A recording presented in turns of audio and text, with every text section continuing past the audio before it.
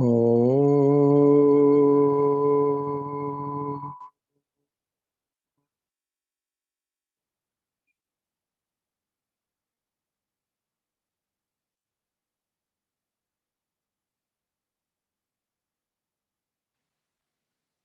ओ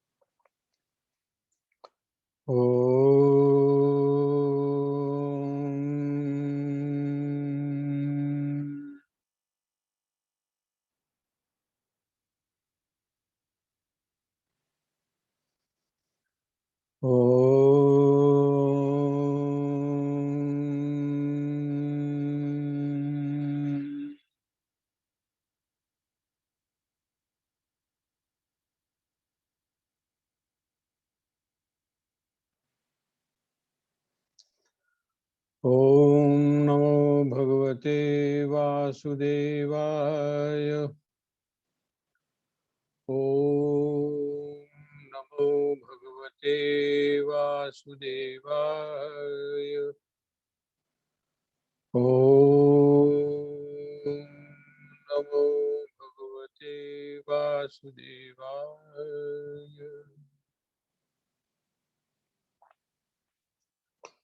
श्रीमद् भगवद गीता के स्वाध्याय सत्र के प्रथम भाग में आप सभी का आज हार्दिक स्वागत है।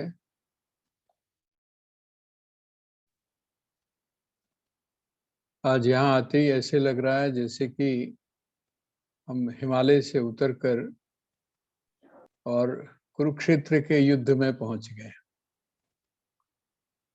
बिल्कुल एकांत शांत स्थान, और फिर सबसे बड़ी बात यह है कि गुरु स्थान, और वहां से यहाँ पर पहुंचकर चारों तरफ से ध्वनियां, चारों तरफ से आवाजें,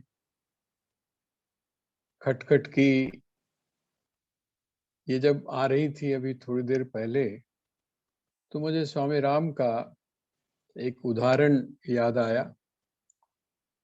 और मुझे लगता है कि श्रीमद् भगवद गीता का जो लक्ष्य है, उद्देश्य है, वो यही है। इसीलिए मेरी जो व्यक्तिगत रूप से धारणा है वो ये है कि जो लोग भी एकांत में जाकर तप करते हैं, उनकी परीक्षा जो है वो इसी खटपट में ही हुआ करती है। और जब तक आप खटपट में नहीं आते हैं तब तक आपको पता नहीं चल पाता है कि आपकी आंतरिक स्थिति अभी खटपट से मुक्त हुई है या नहीं हुई।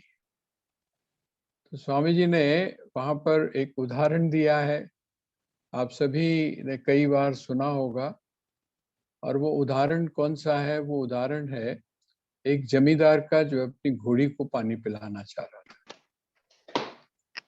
वह जो जमींदार था वो अपनी घोड़ी को पानी पिलाने के लिए रहट पर पहुंचा, और जब रहट पर पहुंचा तो उसने उस किसान को जो रहट चला रहा था उसको उसने कहा कि भाई, मेरी घोड़ी पानी पीना चाहती है। तो किसान ने कहा कोई बात नहीं, पानी चल रहा है, इस पानी चलते हुए पानी में से बड़े आराम से वो पी सकती है। और आप सभी जानते हैं कि जो रहट हुआ करता था, उस रहट में एक किल्ली होती थी जो खटखट खटखट करती थी। अब वो जो जमींदार था, उस जमींदार की घोड़ी को आदत नहीं थी इस तरह से पानी पीने की, लेकिन व्यवस्था थी।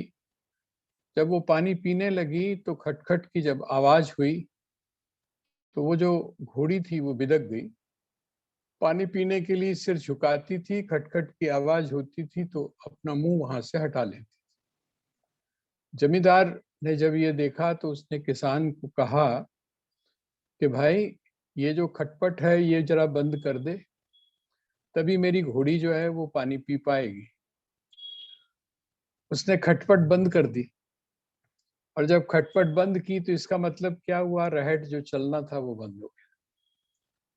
चलता हुआ जब रहट बंद हुआ, खटपट भी बंद हुई, तो आप जानते हैं जब रहट बंद हो गया तो पानी भी नहीं आने लगा। अब जब पानी नहीं आने लगा तो वो जो जमींदार था उसने गुस्से में डांटा उस किसान को। उसने कहा कि भाई, मैंने तेरे से खटपट बंद करने के लिए कहा था, पानी बंद करने के लिए नहीं कहा था। तो वो जो किसान था वो शायद सत्संगी रहा होगा, उसने गीता स्वाध्याय किया होगा, और गीता की परिस्थिति को भी उसने देखा होगा कि श्रीमद् भगवत गीता किस परिस्थिति में कही गई है। वहां पर कोई एकांत या शांत स्थान नहीं है, बल्कि वहां तो चारों तरफ घोड़ों की हिनहिनाहट है, हाथियों की गर्जना है, और तलवारों की, और इन सब अस्त्र और शस्त्रों की शंख बज रहे हैं। ऐसे में श्रीमद् भगवत गीता कही गई। तो उसने वहां पर उसको कहा कि देखिए जनाब, अगर आपकी घोड़ी ने पानी पीना है तो उसको कौन सी स्थिति में पीना पड़ेगा, ये जो खटपट हो रही है इसी में पीना पड़ेगा। तो हम लोगों की, अर्थात जो हम इस तरह का स्वाध्याय करते हैं या जब हम साधना की बात करते हैं, तो ऐसे जो स्थल होते हैं जहां पर चारों तरफ एक अजीब सा प्रेशर हुआ करता है, उसी में हमको पता चलता है कि हम वास्तविक रूप में कहाँ पर हैं। तो हम लोग सारे के सारे, सभी के सभी इस दौर से गुजरते हैं। जब हम गृहस्थ में हैं, जब हम संसार में हैं, इस संसार में रहते हुए हमको इन परिस्थितियों से गुजरना पड़ता है। कभी हमारे जीवन में अनुकूलता आती है, तो कभी हमारे जीवन में प्रतिकूलता आती है। कभी हमारे जीवन में सुख आता है, कभी हमारे जीवन में दुख आता है। कभी हम उद्विग्न हो जाते हैं, कभी हम शांत हो जाते हैं। कभी हम सत्वगुण में होते हैं, कभी रजोगुण में, और कभी तमोगुण में। ये जो गुणों में जो परिवर्तन है ये भी हमारे साथ में सदैव लगा रहता है। तो इन सारी परिस्थितियों में ही श्रीमद् भगवत जो गीता है, उस गीता का स्वाध्याय हम लोग करते हैं। तो आइए, जिस बात को यहाँ पर कहा जा रहा था, ध्यान होगा आपको जहाँ हमने कल विश्राम लिया था। और ये जो कर्म का जो सिद्धांत है उसको बताते हुए, कर्म की प्रक्रिया को समझाते हुए, भगवान बार बार एक ही बात कह रहे हैं कि यही कर्म जो आपको बंधन में डालता है, यही कर्म जो आपको जन्म और मृत्यु के चक्र में उलझाता है, यही कर्म जो आपको सुख और दुख इनके बीच में झुलाता है, यही कर्म जो आपको अनुकूलता और प्रतिकूलता के जो तट हैं उन तटों पर ले जाता है। इसी कर्म के द्वारा आप क्या कर सकते हैं, इसी कर्म के द्वारा आप इन सब से मुक्त हो सकते हैं। यही कर्मयोग है। कर्मयोग का अर्थ क्या है? कर्मयोग का अर्थ यह है कि कर्म को करते हुए आप उस कर्म से मुक्त हो जाए। कर्म को करते हुए आप उस श्रृंखला को तोड़कर फेंक दें जो आपको कर्म की एक सतत जो प्रक्रिया है उसमें आपको जो उलझाती है। उसी को भगवान यहाँ पर बता रहे हैं, जिसको आजकल की भाषा में चारों तरफ एक नाम से कहा जाता है, उसको हम कहते हैं art of living. Art of living का अर्थ क्या है? जीने की कला। ये भी एक आर्ट है। अगर आपको कला ना आती हो, अगर आपको तरीका ना आता हो, तो आप उलझा लेते हैं। लेकिन अगर आपको तरीका आता हो तो आप उलझाते नहीं हैं, बल्कि उलझी हुई समस्याओं को आप क्या करते हैं, बड़े आराम से सुलझा लेते हैं। यही कारण है कि हमारे यहाँ जिस समय आपको ध्यान होगा, जब हमने आश्रम की व्यवस्था की बात की थी। आश्रम आश्रम की एक तो वर्ण है और दूसरा आश्रम है। आपको ध्यान अगर होगा और आपने अगर नोट किया होगा, तो वो जो आश्रम की व्यवस्था है, देखिए कितना अंतर है। ये मैं थोड़ा-सा इस विषय से हटकर आपको इसलिए बताना चाह रहा हूँ कि हम अपने आप को देखें, हम अपने आप को परखें, हम अपने आप को जानने का प्रयास करें कि सच में हम में जो आर्ट ऑफ लिविंग है, अर्थात जिसको हम जीवन जीने की कला बोलते हैं, उसका विकास हम में हुआ है या नहीं हुआ है? बौद्धिक रूप से, आध्यात्मिक रूप से हम प्रज्ञावान हुए हैं या नहीं हुए? अभी हमको जीवन की समझ आई है या नहीं आई है? मास्टर नत्था सिंह जी का एक बड़ा प्रचलित एक भजन है, जीवन खत्म हुआ तो जीने का ढंग आया।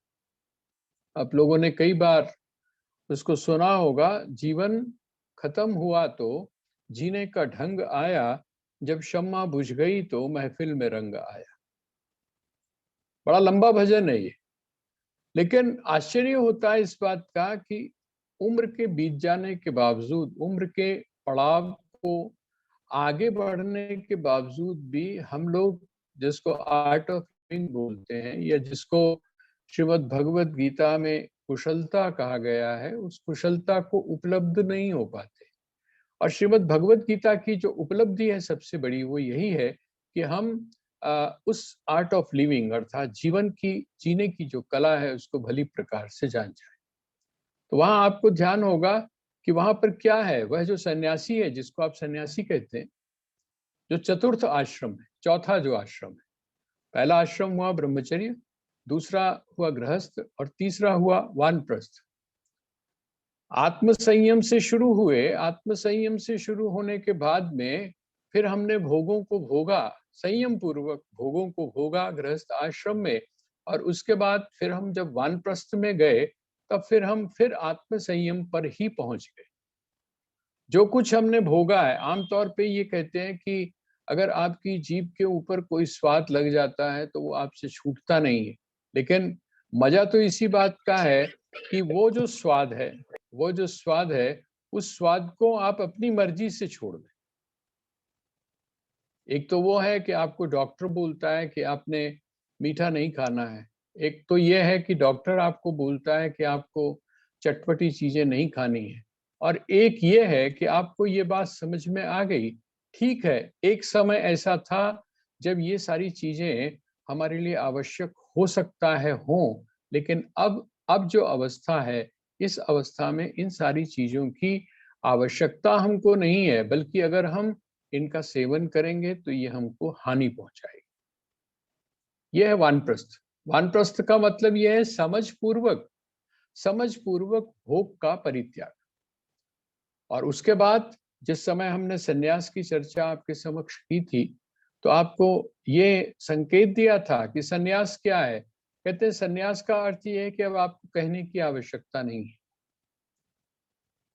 अब आपको अभी तक जो कुछ आपने अपने जीवन में कहा है, जो कुछ आपने उपदेश दिया है, अब आप उसका जीवंत रूप में, अगर किसी ने जैसे बोलते हैं ना कि अमुक व्यक्ति जो है वो भक्ति का साकार रूप, अमुक व्यक्ति जो है उस वो प्रेम का साकार रूप। प्रेम को अगर देखना है तो उस व्यक्ति को आप देख लीजिए, आपको पता चल जाएगा कि प्रेम क्या है। उस व्यक्ति को आप देख लीजिए, आपको पता चल जाएगा कि सादगी क्या है। उस व्यक्ति को आप देख लीजिए, आपको पता चल जाएगा कि जिसको हम बोलते हैं सहजता है, सहजता कौन सी चीज।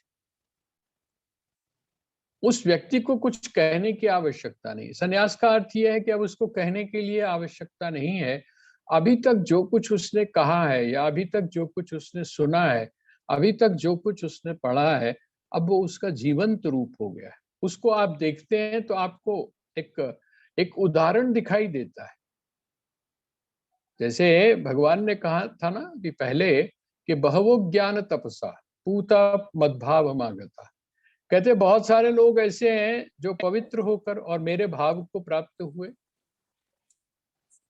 मेरे भाव को प्राप्त हुए। अच्छा, ऐसा जो व्यक्ति है, जैसे आप स्वामी राम के चित्र को जब आप देखते हैं तो उनके चित्र को देखने के बाद में आपके दिमाग पर जो चीज असर करती, कहाँ कौन सी चीज ऐसी है जो उनको देखते ही आपके भीतर पैदा होती है। स्वामी विवेकानंद को जब आप देखते हैं तो आपके अंदर कौन सी चीज ऐसी है जो आपके अंदर पैदा होती है। इसका मतलब वो कह कुछ नहीं रहे हैं, उनकी तो मूर्ति है या उनका जो चित्र है वो आपको कुछ संकेत कर रहा है। और इसका मतलब क्या हुआ, जिस चीज का वो संकेत कर रहा है वो उसी का प्रतीक है, वो उसी का रूप है। तो यहाँ पर भी यही बात है कि जो भगवान है, भगवान जिस समय ये बात कहते हैं तो वो ही कहते हैं कि आर्ट ऑफ लिविंग का अर्थ क्या है। अब आपने जीना शुरू कर दिया, अब आप जीने लग गए। जब आपको कर्म करने का तरीका आ गया, तो कर्म करने का तरीका आ गया तो आपने क्या करना शुरू किया, आपने उसी प्रकार से कर्म को करना शुरू कर दिया। और जिस समय उसी तरह से जब आपने कर्म को करना शुरू किया तो आप क्या हो गए, तब आप कर्मयोगी बन। कर्मयोगी बनने का मतलब ये नहीं है कि मैं कर्म की बड़ी अच्छी व्याख्या कर लूं, कर्म का मैं बहुत अच्छा विश्लेषण कर लूं, है ना, कर्म के बारे में मैं दूसरों को बहुत अच्छा समझा दूं। कर्मयोगी जो है उसके होने का अर्थ है कि आप हो जाएं। और वो जो होना है, जब जब आप होंगे तो क्या होगा, कहते हैं उसका वो फिर अपने आप सहज रूप से, स्वाभाविक रूप से वो चीज सामने आएगी। इसीलिए भगवान यहाँ पर लक्षण बता रहे हैं, लक्षण बता रहे हैं किसके, वह जो कर्म योगी है। जो व्यक्ति कर्म को समझ चुका है, जो व्यक्ति कर्म को करता हुआ भी अकर्म की स्थिति में रहता है, उसके बारे में ही भगवान यहाँ पर तरह तरह से हैं, अलग अलग ढंग से, अलग अलग शब्दों में, अलग अलग उदाहरणों के द्वारा अलग अलग लक्षणों को वो बता रहे हैं। यहाँ देखिए श्लोक नंबर 22 पर हम पहुंचे। श्रीमद् भगवद गीता का अध्याय नंबर 4 और श्लोक नंबर जो है वो है 22। यदृच्छालाभ संतुष्टो द्वंद्वातीतो विमत्सरः समः सिद्धावसिद्धौ च कृत्वापि न निबध्यते। कृत्वापि न निबध्यते, ऐसा जो व्यक्ति है वो करता हुआ भी क्या होता है, कहते बंधन में नहीं पड़ता है। जो ऐसा नहीं है वो क्या करता है, वो अकर्ता होते हुए भी, अर्थात न करता हुआ भी बंधन में पड़ जाता है। लेकिन जो ऐसी स्थिति में है, ऐसा व्यक्ति करता हुआ भी बंधन में नहीं पड़ता है। कहते कौन, तो कुछ इसमें हमने जो लक्षण थे उनकी कल व्याख्या की थी। यदृच्छा लाभ संतुष्टो, जो सहज रूप से आ गया, जो सहज रूप से आ गया, उसके लिए किसी भी प्रकार की कामना नहीं की गई है, उसमें किसी भी प्रकार की लालसा नहीं है, उसमें किसी भी प्रकार की आकांक्षा नहीं है। जो आ गया उसको स्वीकार कर लिया, उसमें संतुष्ट हो गए। यदृच्छा लाभ संतुष्टो द्वंद्वातीतो, ये मैंने आपको कहा था कि इसको हम बाद में करेंगे, लेकिन असली बात जो समझने की थी वो थी विमत्सरः, अर्थात जिस व्यक्ति में ईर्ष्या का भाव नहीं होता है। ईर्ष्या का भाव कब नहीं होता हमारे मन में और किससे नहीं होता, कहते हैं जिस समय हम ये समझ लेते हैं कि ये मेरा अपना है, ये मेरा अपना है, इसमें और मुझ में किसी भी प्रकार का अंतर नहीं है, जिस समय आप उसको अपना ही समझ लेते हैं, उसमें और आप में किसी भी प्रकार का अंतर नहीं रह जाता है, तब क्या होता है?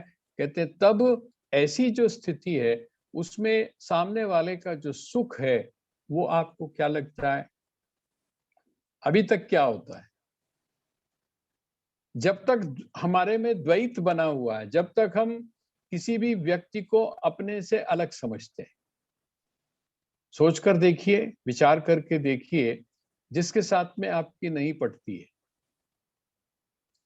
जिसके साथ में आपकी नहीं पटती है, चाहे वो आपके परिवार का हो, चाहे वो आपके पड़ोस का हो, चाहे वो आपकी मंत्रिमंडली में हो, जिसके साथ में आपकी पटती नहीं है, जब आपको ये पता चलता है कि वो आदमी दुखी है, तो आपको क्या होता है? जिसकी आपके साथ नहीं पटती है।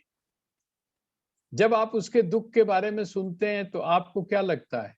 आपको अंदर भीतर कहीं ना कहीं हल्की सी खुशी होती है कि अच्छा, ये जो चीज है, दूसरे के दुख को देखकर आपकी जो प्रसन्नता है, वो इस बात का संकेत कर रही है कि वो आपका अपना नहीं है।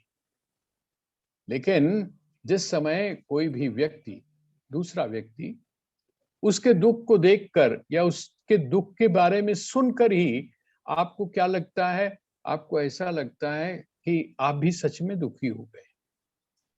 दुख तो किसी और का है और आंसू आपके आंख में से जब निकलना शुरू होते हैं, तो इसका मतलब क्या है? वहां पर एकत्व की स्थिति है, वहां पर तादात्म्य है, वहां पर आप अलग अलग नहीं समझ रहे हैं। ये जो विमत्सर अर्थात जो ईर्ष्या है, ईर्ष्या आप किससे करते हैं? मैंने कल भी आपसे निवेदन किया था, ईर्ष्या आप कभी भी अपनी संतान से नहीं करते। आपको प्रसन्नता होती है जब आपकी संतान, आपका बेटा, आपकी बेटी आपसे भी ऊंचे पद पर पहुंच जाते हैं, जब वो आपसे भी अच्छा घर बना लेते हैं, तो आपको बड़ी प्रसन्नता होती है। आप अपनी बेटी के यहाँ जाते हैं और आपको यह वहां पर जाकर जब आप देखते हैं कि आपकी बेटी का जो घर है, वो आपके घर से भी अच्छा है, वहां पर तो बहुत सारी चीजें ऐसी हैं जो शायद आपकी बेटी को आपके यहाँ उपलब्ध ना होती हो। जिस समय आप इस चीज को देखते हैं, तो आपको प्रसन्नता होती है। प्रसन्नता क्यों होती है? क्योंकि इसलिए होती है क्योंकि वो आपकी बेटी है, वो आपकी बेटी है। अच्छा, यही चीज थोड़ा सा आप चेंज करके देखिए, देखिए ना, इमेजिनेशन और इन सब चीजों से ही हमको अंदाजा लगता है कि हम अंदर से, भीतर से हम क्या हैं और कौन सी चीज, कौन सी वृत्ति किस समय हम में आती है, उसके मूल में कौन सी चीज है।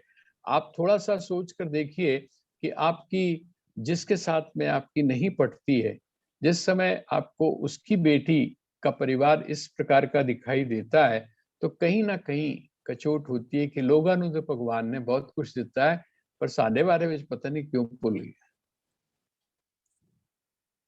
ये वृत्ति हम में आती है, इसका मतलब क्या हुआ? इसका मतलब ये हुआ कि ये है ईर्ष्या, ये है विमत्सरा।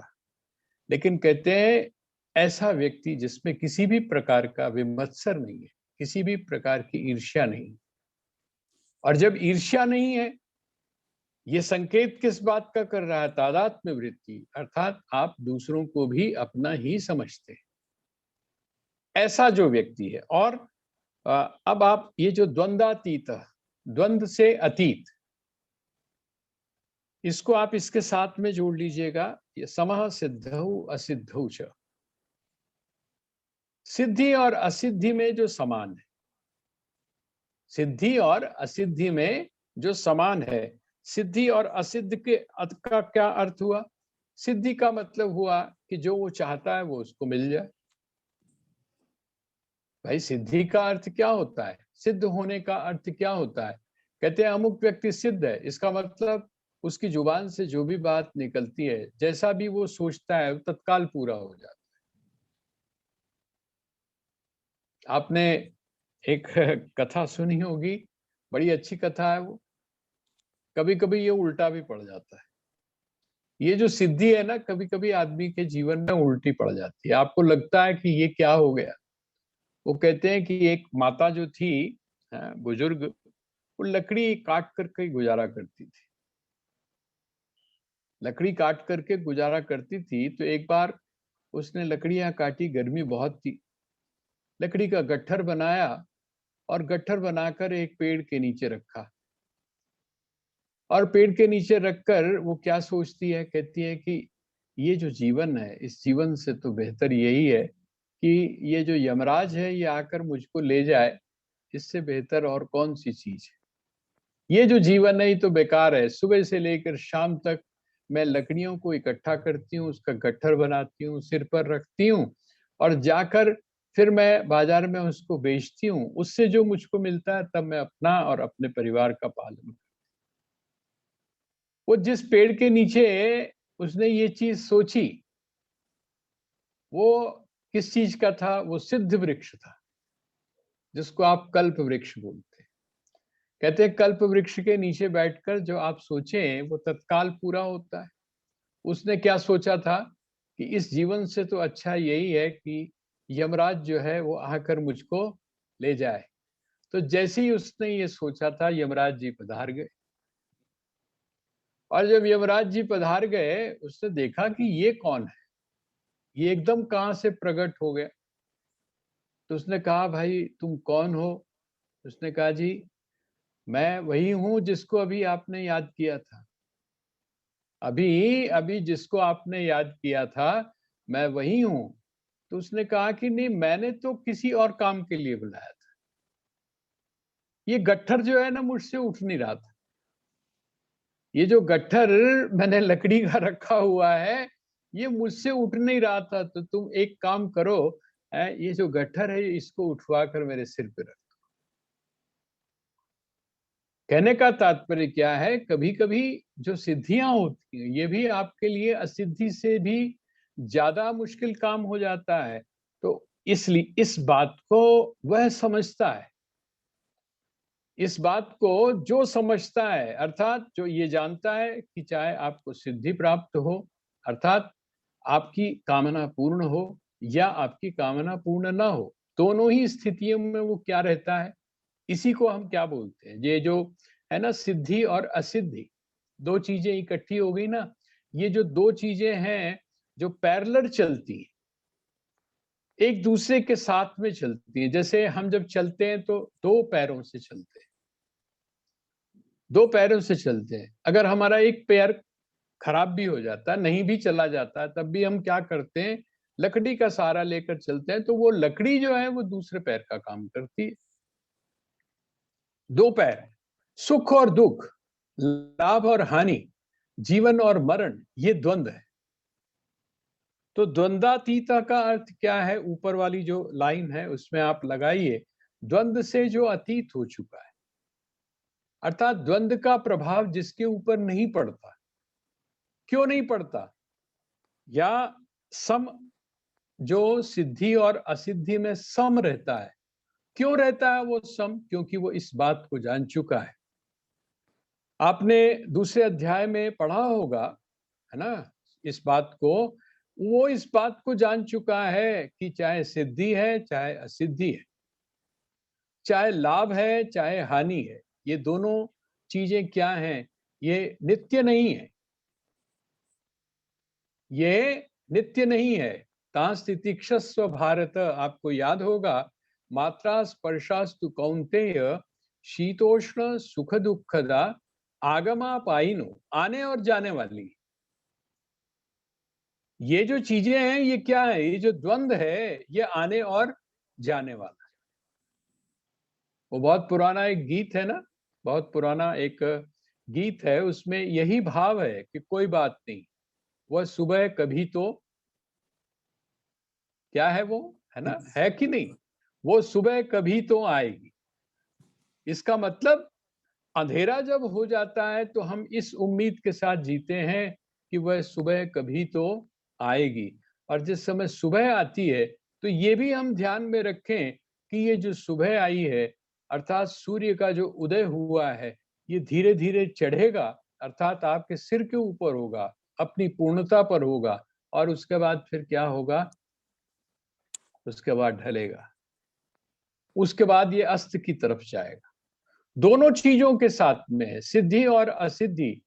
द्वंद्व से ऊपर उठने का अर्थ क्या है, जहां पर आप दोनों के स्वभाव को सही प्रकार से समझ चुके हैं, आप इस बात को जान चुके